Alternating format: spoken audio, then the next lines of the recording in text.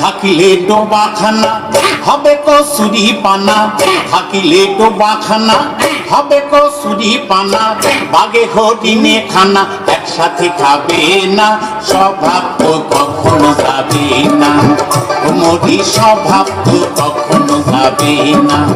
থাকিলে ডোবাখানা হবে কসুরি পানা, থাকিলে ডোবাখানা হবে কসুরি পানা, বাগে হরিণে খানা একসাথে খাবে না, স্বভাব তো কখনো যাবে না, ও মরি স্বভাব তো কখনো যাবে না।